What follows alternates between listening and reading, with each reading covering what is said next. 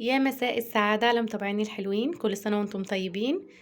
بمناسبة شهر الفضيل الكريم، رمضان كريم عليكم وعلينا ان شاء الله.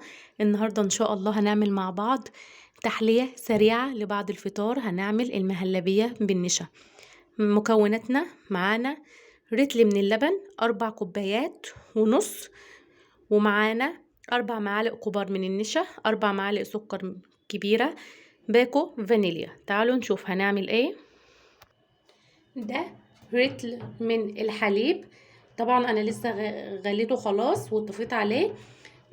تعالوا نشوف هنعمل ايه مع بعض. هنحضر كوبايه،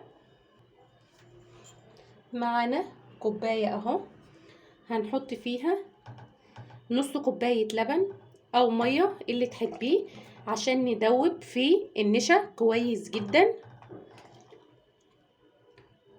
زي ما قلت لكم رتل اللبن عمل معايا 4 كوبايات ونص، فانا يا دوبك هاخد نص كوبايه من اللبن وهندوب فيه النشا كويس جدا. اهي كوبايه اللبن، نص كوبايه من اللبن، النشا بتاعنا ال4 معالق الكبار هحطهم كده وهدوبهم كويس جدا بالشكل ده كده. هنحط كل كميه النشا اللي معانا، حطينا كل كميه النشا بظهر المعلقه كده. هنبدا ندوب النشا بتاعنا مع الحليب كويس جدا. بسم الله الرحمن الرحيم. تحلية حلوة سريعة بعيدا بقى عن الكنافة والقطايف. طبعا بعد الفطار بنبقى عايزين ناكل حاجة حلوة، اذا كان بقى كنافة، قطايف، بلح الشام. فانا قلت اعمل معاكم هلبية بالنشا سريعة وحلوة قوي بالشكل ده كده. ندوبه كويس جدا اهو زي ما احنا شايفين دب معايا خالص اهو. تعالوا نشوف هنعمل ايه.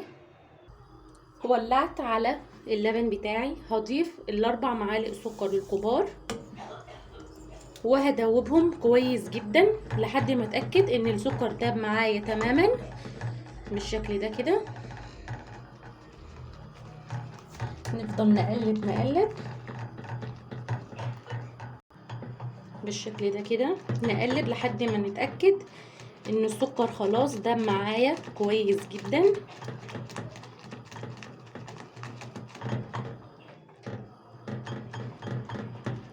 ال4 معالق السكر دولت المظبوطين بتوع ال4 كوبايات من الحليب. ال4 معالق سكر دولت المظبوطين بتوعهم. انت حابه تقللي السكر مفيش اي مشكله، حابه تزودي حريه شخصيه بتاعتك انت، اللي تحبيه اعمليه مفيش اي مشكله. تمام كده اللبن داب مع السكر كويس جدا بالشكل ده كده. خلاص اهو نتاكد كويس ان السكر معانا داب خالص. تمام كده. اهم خطوه بقى اللي جايه دي، اللبن بالنشا اللي احنا مدوبينه او في ميه اللي تحبيه. هنزل واحده واحده مع استمرار وانا بقلب. شايفين ازاي؟ يعني هنزل واحده واحده وانا بقلب اهوت، وايدينا فيه اهوت عشان هيبدا يتقل معايا. بسم الله الرحمن الرحيم. طبعا القوام بدا يتقل اهو. اهم حاجه نقلب كويس جدا عشان نتاكد ان النشا خلاص استوى معايا ومش هيعمل معايا تكتلات خالص بالشكل ده كده. هقلب اهوت، ولما النشا يستوي هيطلع معايا فقاقيع، فكده اتاكد ان هو خلاص استوى معايا وما عادش فيه حاجه خالص. تمام. نستمر في التقليب بالشكل ده كده.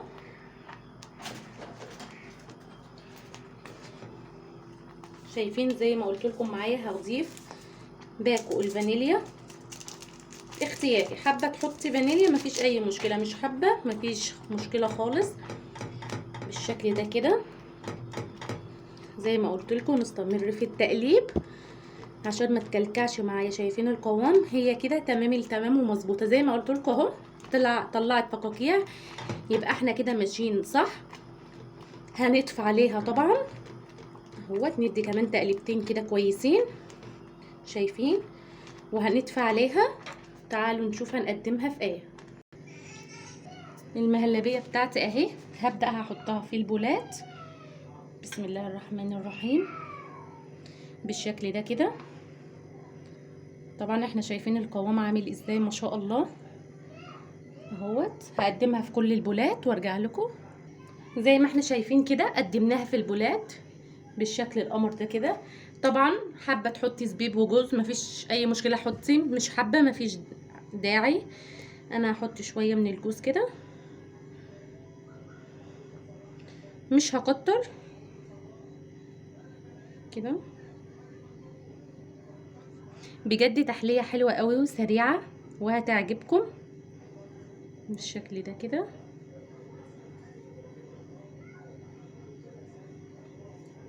هحط زبيب، مش حابه تحطي برضو مفيش مشكله، اللي انت حابه اعمليه مفيش اي مشكله خالص. بالشكل الجميل ده كده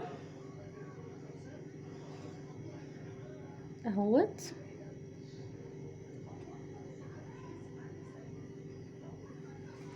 اتمنى الفيديو يكون نال اعجابكم.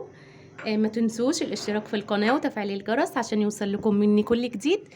كان معكم نيرة سليم في سنة أولى طبخ، والسلام عليكم ورحمة الله تعالى وبركاته، وكل سنة وانتم طيبين ورمضان كريم عليكم إن شاء الله.